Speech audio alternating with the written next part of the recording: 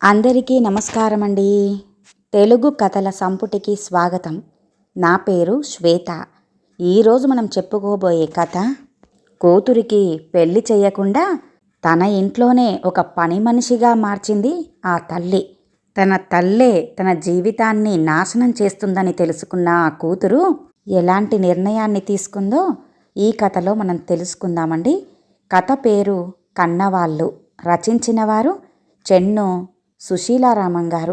కథలోనికి వెళ్లే ముందు మన ఛానల్ని మొదటిసారిగా చూస్తున్న వారైతే సబ్స్క్రైబ్ చేసుకోవడం మర్చిపోకండి.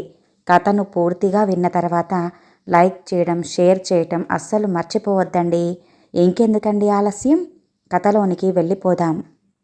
అమ్మా సుగుణ, నేనలా సుబ్బారాయుడి దగ్గరికి వెళ్ళొస్తానమ్మా, కాస్త నా కండువా ఇలా అందుకుంటావా అంటూ మెల్లగా లేచి నిలబడ్డాడు రామనాథం. లోపల నుండి కండువా తెచ్చి తండ్రికిచ్చింది సుగుణ. అతను వీధి గుమ్మం దాటగానే తలుపులు మూసుకొని లోపలికెళ్ళిపోయింది. ఎండ తీవ్రత తగ్గినా దాని తాలూకు వేడి రోడ్డు మీద పొగలు కక్కుతూనే ఉంది.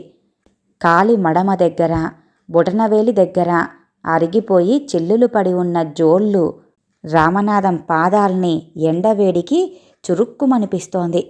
పై కండువాతో పదే పదే ముఖం తుడుచుకుంటూ ఫర్లాంగు దూరాన్ని కష్టం మీద నడిచి సుబ్బారాయుడింటికి చేరాడు. స్నేహితుణ్ణి సాదరంగా ఆహ్వానించి లోనికి తీసుకెళ్లాడు సుబ్బారాయుడు. రారా, ఇలా కూర్చో. ఏంటి మరీ ఇంత నీరసంగా కనిపిస్తున్నావు? ఒంట్లో గాని బాగుండట్లేదేమిరా? ఒంట్లో కాదురా, ఇంట్లో బాగుండలేదు. ఒరేయ్ సుబ్బారాయుడు, నీ ఇంట్లో అడుగు పెడితే ప్రాణం లేచొస్తుందిరా. మనసుకి ఎంతో ప్రశాంతంగా అనిపిస్తుంది. ఒరేయ్, కాసిన్ని మంచినీళ్ళు తీసుకురారా అంటూ స్థిమ్మితంగా ఫ్యాన్ కింద సోఫాలో కూర్చున్నాడు రామనాథం. ఒట్టి మంచినీళ్లే కాదురా, ఈరోజు టిఫిన్ కూడా రెడీగానే ఉంది.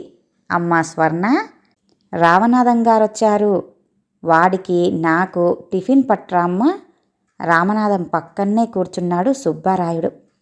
అమ్మాయి రాత్రి వచ్చిందిరా. అల్లుడు క్యాంపుకెళ్ళాడట. రావడానికి వారం రోజులు పడుతుందట. ఒక్కత్తి పిల్లలతో ఉండలేదని రాత్రి తీసుకొచ్చి అమ్మాయిని పిల్లల్ని ఇక్కడ దించి వెళ్ళాడు అల్లుడు అంటూ చెప్పాడు సుబ్బారాయుడు. ఇంతలో లోపల నుంచి మొద్దులు మూటగడుతున్న పసిపిల్లలిద్దరూ తాతయ్య తాతయ్య అంటూ అరుస్తూ వచ్చి సుబ్బారాయుడి ఒడిలో చేరిపోయారు. వాళ్ళిద్దరినీ ఆప్యాయంగా అక్కున చేర్చుకొని ముద్దాడాడు సుబ్బారాయుడు. ఇంతలో స్వర్ణ ట్రేలో టిఫిన్ ప్లేట్లు, మంచినీళ్లు తెచ్చి అక్కడున్న టీపాయ్ మీద పెట్టింది. నమస్తే మామయ్య గారు, బాగున్నారా? సుగుణ ఏం చేస్తుందండి? సుగుణ బాగుందా? మీతో పాటు తీసుకురావాల్సింది అంటూ అడిగింది స్వర్ణ. క్షణకాలం స్వర్ణనే చూస్తూ ఉండిపోయాడు రామనాథం. మహాలక్ష్మిలా కలకల్లాడిపోతోంది స్వర్ణ. వెంటనే తన కూతురు సుగుణ కళ్ళ ముందు కదిలి నీరసంగా నవ్వాడు. ఏం చేస్తుందమ్మా? దానికి ఆ ఇంటి చాకిరీతో క్షణం తీరికుండదు. నువ్వొచ్చినట్టుగా తెలిస్తే ఎంత పనున్నా తీరిక చేసుకుని మరీ నీ దగ్గరికొస్తుంది. రేపు పంపిస్తాలేమ్మా అన్నాడు. టిఫిన్, కాఫీ తీసుకున్నాక ఆ స్నేహితులిద్దరూ బయటికి బయలుదేరారు. అమ్మా స్వర్ణ, మేమలా పార్కు దాకా వెళ్ళొస్తాం. ఈ శిశింద్రీలిద్దరినీ మాతో పాటు పంపిస్తావా అంటూ స్వర్ణని అడిగేసరికి అప్పుడే పిల్లలిద్దరూ హుషారుగా గెంతుతూ తాతగారి చేతులు గట్టిగా పట్టేసుకున్నారు. వద్దులే నాన్న, మిమ్మల్ని అక్కడ స్థిమితంగా కూర్చోనివ్వరు. ఒరే చిట్టి, బుజ్జి, ఇలా వచ్చేయండమ్మా. మనమిప్పుడు కన్నాబాబు బర్త్డేకి వెళ్ళొద్దు అంది స్వర్ణ. ముందు బిక్కమొహాలేసుకున్న పిల్లలిద్దరూ తాతగారిని వదిలేసి తల్లి దగ్గరికొచ్చారు పరుగు పరుగున. తాతయ్య, మీతో పాటు మేం రాంలే. కన్నబాబు బర్త్డేకెళ్ళి హ్యాపీ బర్త్డే టు యూ అని పాట పాడి చాక్లెట్లు, కేకులు తెచ్చుకుంటాం. మీరు వెళ్ళిపోండి అన్నారు. స్నేహితులిద్దరూ పార్కులో బెంచీ మీద కూర్చున్నారు. ఒరే రామనాథం, ఏమిట్రా విశేషాలు? చెల్లమ్మ ఆరోగ్యం ఎలా ఉంటుంది అంటూ అడిగాడు సుబ్బారాయుడు. తప్పు చేసిన వాడిలా తలదించుకున్నాడు రామనాథం. ఏంట్రా సమాధానం చెప్పవేం అంటూ రెట్టించాడు సుబ్బారాయుడు. ఏం లేదురా, రామేశ్వరిని లేడీ డాక్టర్కి చూపించాలి. చేతిలో చిల్లి గవ్వలేదు, అందుకే నీ దగ్గరికొచ్చాను అంటూ మాటలు కూడదీసుకుంటూ చెప్పాడు రామనాథం. ఆశ్చర్యంతో సుబ్బారాయుడికి నోటంట మాట రాలేదు.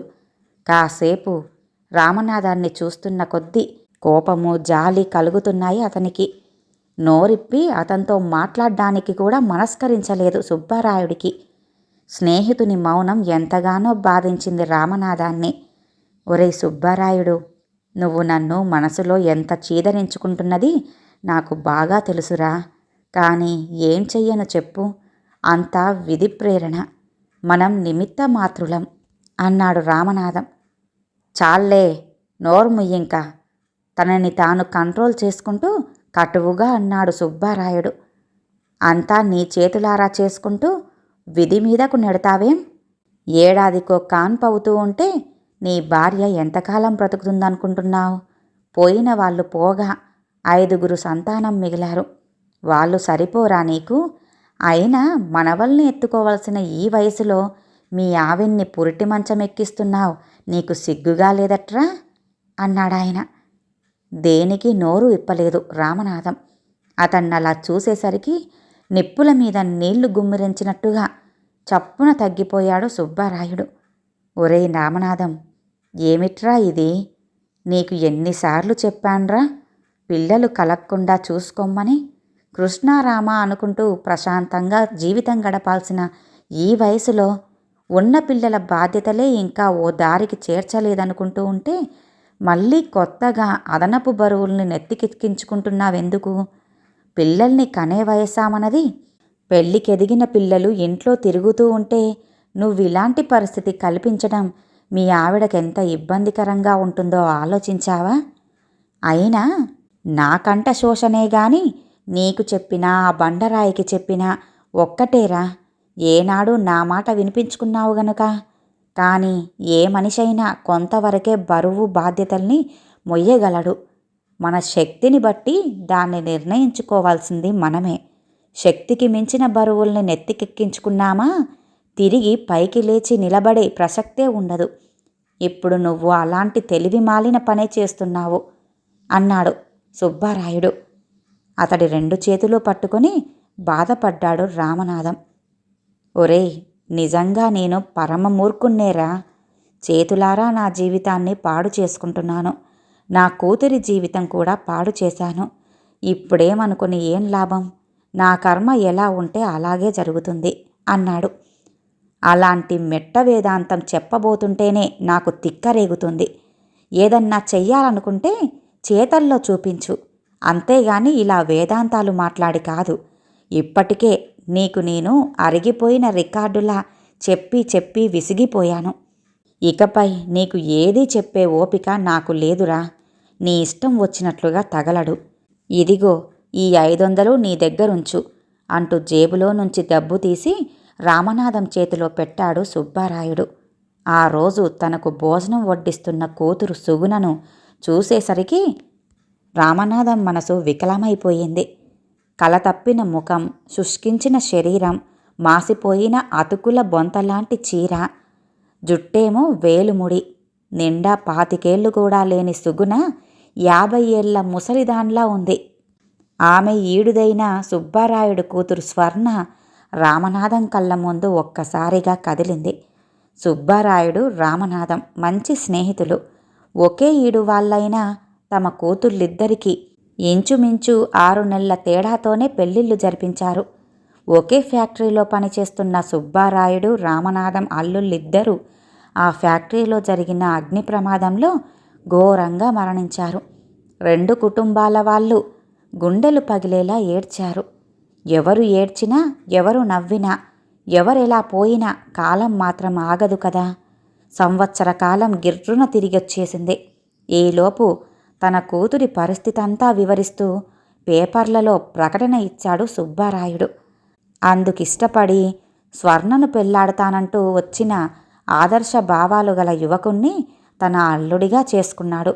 సుగుణ జీవితం నాశనం చెయ్యొద్దని, ఆమెకు పునర్వివాహం చెయ్యమని వరుణ్ణి తాను కూడా వెతికి తెస్తానని ఎంతగానో నచ్చజెప్పాడు రామనాథానికి సుబ్బారాయుడు.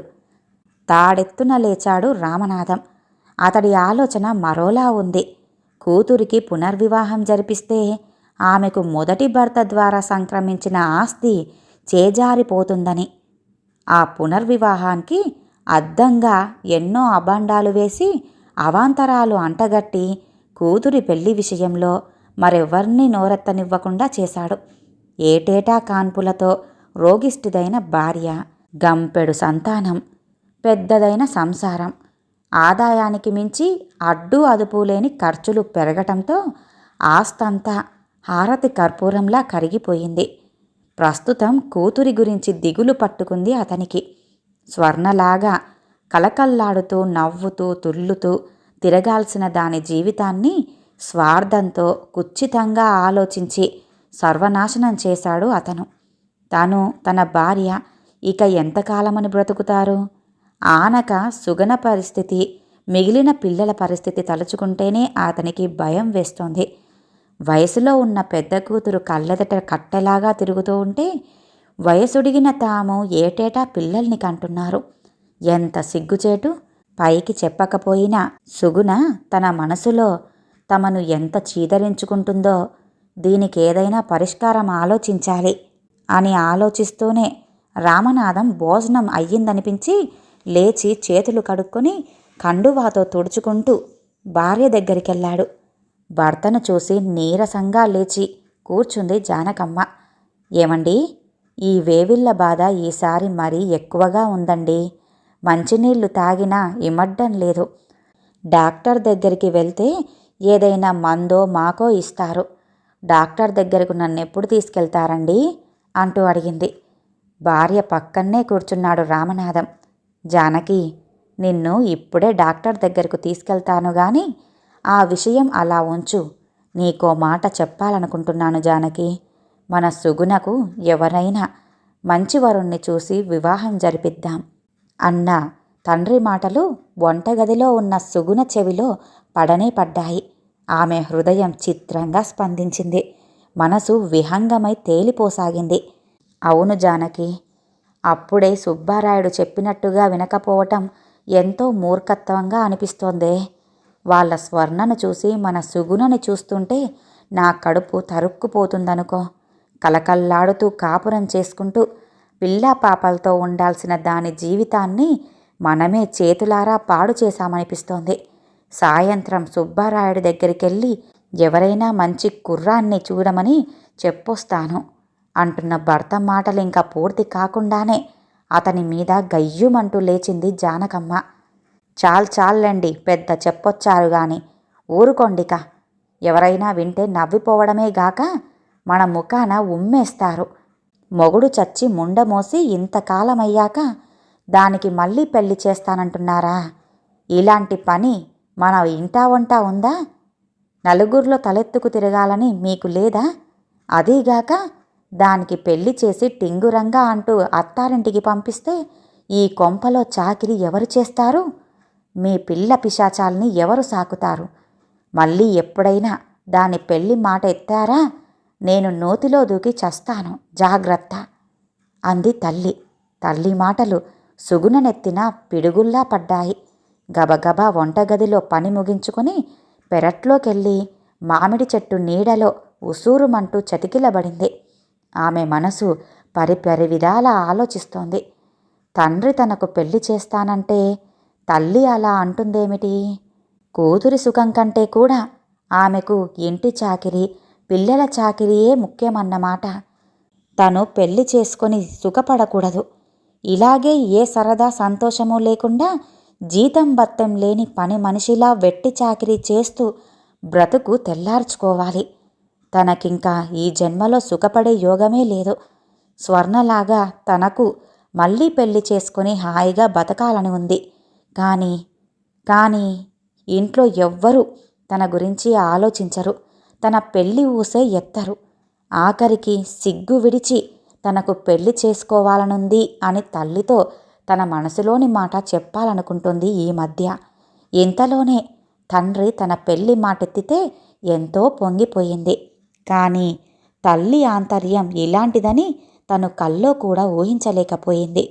కడుపున పుట్టిన బిడ్డల కోసం కన్నతల్లి ఎన్నో త్యాగాలు చేస్తుందని, ఆఖరుకు ప్రాణాన్నైనా ఫణంగా పెడుతుందని తను ఎన్నెన్నో కథల్లో చదివింది.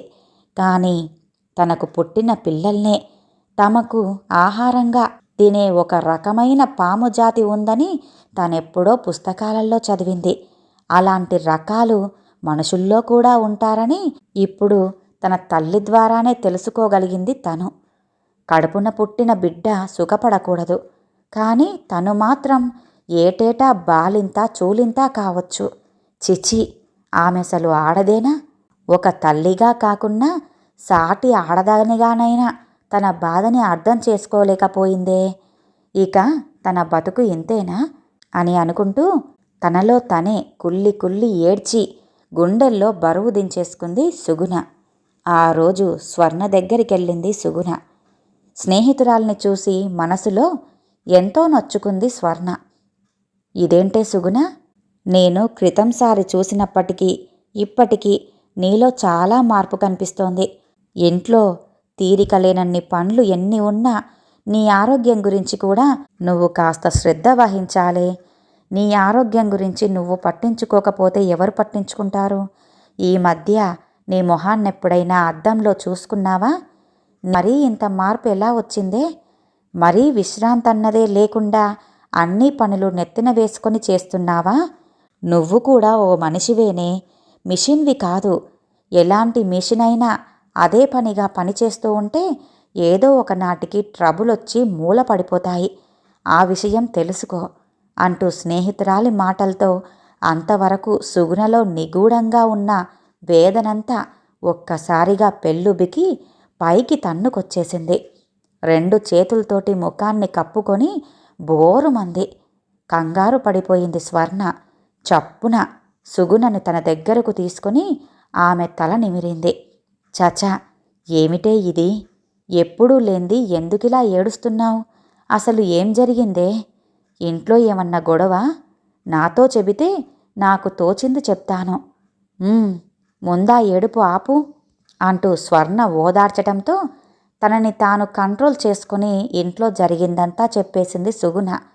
సుగుణ, నీ జీవితం వడ్డించిన విస్తరి కాదే. అన్నీ నువ్వే వడ్డించుకోవాలి. ఆఖరికి విస్తరి కూడా నువ్వే సంపాదించుకోవాలి. అర్థం చేసుకుంటున్నావనుకుంటున్నాను. నీ తల్లిదండ్రులు నీకలాంటి సదవకాశాన్ని అందించలేదు. అలాంటప్పుడు ఎవరో వచ్చి మనకు ఏదో మేలు చేస్తారని ఎదురుతెన్నులు చూడటం ఒట్టి అవివేకమే. ఎవరి జీవితం వాళ్ళదే. మన ఒంటికి జబ్బొస్తే దాని తాలూకు బాధ కూడా మనమే అనుభవిస్తాం, కానీ మరొకల్లో పంచుకోలేరు కదా. అలాగే ఎవరి సుఖం వాళ్ళే వెతుక్కోవాలి. ఎక్కడికైనా భోజనానికి వెళ్ళావనుకో, అందరితో పాటు మనము కూర్చున్నామనుకో, మన వరకు వచ్చేసరికి విస్తళ్ళు అయిపోయాయే అనుకో, అది తెచ్చి వెయ్యటానికి వెళ్ళిన మనిషి ఎంతకీ రాలేదు. మన కోసం అందర్నీ అలాగే వదిలేయరు కదా. మన పక్కన కూర్చున్న వాళ్ళందరి విస్తళ్లలోనూ ఒడ్డెన జరిగిపోతూనే ఉంటుందిగా. అప్పుడు చొరవగా మనమే వెళ్ళి ఒక విస్తరి తెచ్చుకుంటే అందరితో పాటు సమానంగా మన విస్తర్లోనూ ఒడ్డెన జరిగి భోజనం చేయగలుగుతాం. వాళ్ళ విస్తర్లనే చూసుకుంటూ అలాగే గడిపేస్తే మన కడుపు నిండుతుందా? నా మాటల్లోని వాస్తవాన్ని నువ్వే నిదానంగా ఆలోచించి తెలుసుకోవాలి సుగుణ అంటూ సూచనప్రాయంగా స్నేహితురాలికి సలహా ఇచ్చి వదిలింది స్వర్ణ. స్నేహితురాలి దగ్గరికెళ్ళి వచ్చిన దగ్గర నుంచి దీర్ఘాలోచనలో పడింది సుగుణ. మొదటగా తన బ్రతుకు తెరువు కోసం ఏదైనా ఒక పని చూసుకోవాలి. తను పెద్దగా చదువుకోకపోయినా టైలరింగ్ బాగానే తెలుసు తనకి. కుట్టు సెంటర్లో చేరి రకరకాలైన బట్టలు కుట్టి రెడీమేడ్ షాప్కి అమ్మి తన పొట్ట తాను పోసుకోగలదు. అప్పుడిక ఈ ఇంట్లో నుంచి గెంటేస్తానని తల్లో తండ్రో బెదిరించినా గెంటేసినా తనకు బాధ లేదు.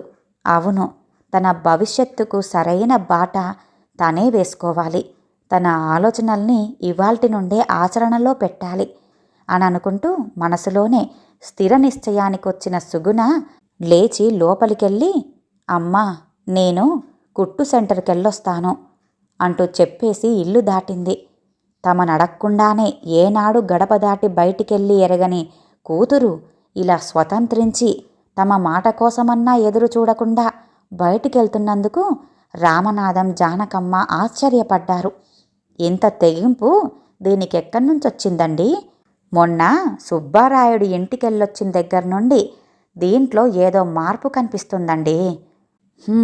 ఉందిగా ఆ టక్కులాడి స్వర్ణ, దీనికేదో నూరిపోసినట్టుంది. కూసే గాడిదొచ్చి మేసే గాడిదను చెరిపిందన్న సామెతే ఉందిగా.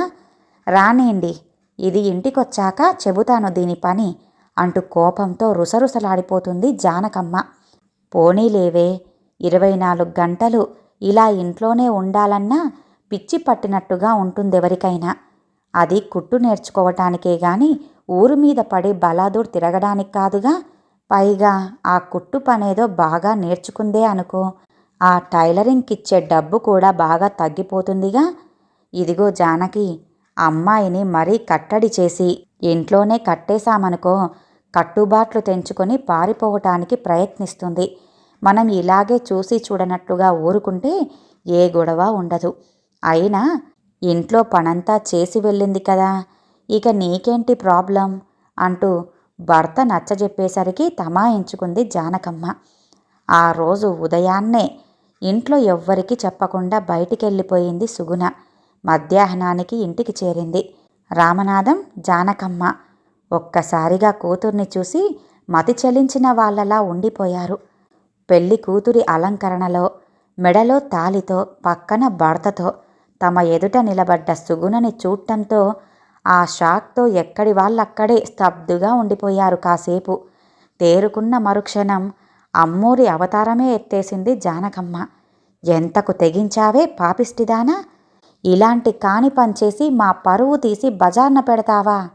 అసలు ఇలాంటి పని చేయడానికి నీకింత ధైర్యం, తెగింపు ఎలా వచ్చాయే? నడు, తక్షణమే నా ఇంట్లో నుంచి కదులు, నువ్వసలు నాకు పుట్టనే లేదనుకుంటాను అందావిడ. అమ్మా, కన్నవాళ్ళు కదా, మీ ఆశీర్వాదం తీసుకుందామని ఇలా వచ్చాం. మీకంత కష్టంగా ఉంటే ఇప్పుడే వెళ్ళిపోతాం. మీరు తలదించుకునేంత పని నేనేం చెయ్యలేదమ్మా. నేను ఉప్పు కారం తింటున్న మనిషినే. నాకు కోరికలు, ఇష్టాలు ఉంటాయి. వాటికి సమాధి కట్టేసి ఒక జీవోత్సవంలా బ్రతికాను ఇన్నాళ్లుగా. మీరే నా పరిస్థితిని అర్థం చేసుకుంటారు అనుకున్నాను గాని కన్నవాళ్లే కసాయి వాళ్ళలా మారుతారని ఊహించలేదు. మీ కన్న కూతురిగా నేను మీ పట్ల బాధ్యతగానే నడుచుకున్నాను. నాకు కూడా భర్త, ఓ ఇల్లు, నా పిల్లలు, నా సంసారము కావాలనుకున్నాను. నా పరిస్థితిని అర్థం చేసుకుని నన్ను మనస్ఫూర్తిగా ఇష్టపడ్డ ఈయన్ని నా జీవితంలోకి ఆహ్వానించాను అంది సుగుణ. ఎందుకు నాన్న అలా చూస్తున్నావు? తల్లిదండ్రులుగా మీరిద్దరూ నా పట్ల ఎప్పుడూ బాధ్యతారహితంగానే ప్రవర్తించారు. పెరట్లో నాటిన అరటి మొక్క గెలవేసి అది పక్వానికొచ్చే వరకు ఎదురుచూసి ఆ పైన ఆ మొక్కను నరికి బయటపారేసినట్టుగా నేను చేసే చాకిరి పనికొస్తుంది గాని నేను సుఖపడ్డం పనికిరాదు మీకు. నా మొదటి భర్త ద్వారా సంక్రమించిన ఆస్తులంటే మీకు అభిమానం. నేను తిరిగి వివాహం చేసుకుంటే ఆ ఆస్తులన్నింటికీ తిలోదకాలు వదిలేయాల్సొస్తుందేమోనని మీ బాధ. దానికే అందంగా విధవకి తిరిగి వివాహం చేసే ఆచారం మా ఇంటా వంటా లేదంటూ ఈ ఇంట్లో పర్మనెంట్ పని మనిషి ముద్ర వేసి నన్ను ఈ ఇంట్లోనే పడేయాలనుకున్నారు.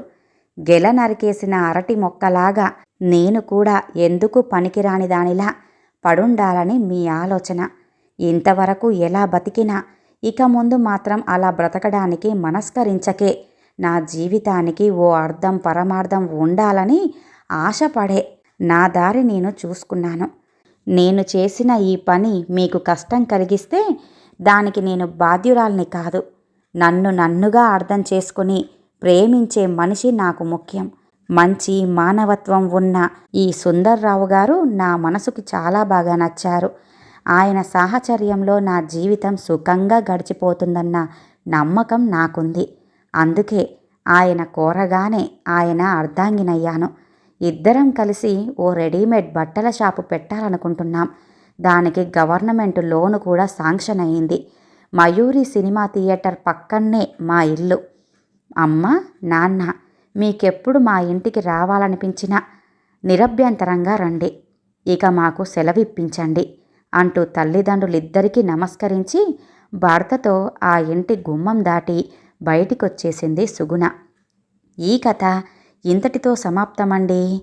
విన్నారుగా, కూతురికి పెళ్లి చేయకుండా ఆ ఇంట్లోనే ఒక పని మనిషిగా మార్చాలనుకున్న ఆ తల్లిదండ్రులకు ఆ కూతురు ఎలా గుణపాఠం చెప్పిందో.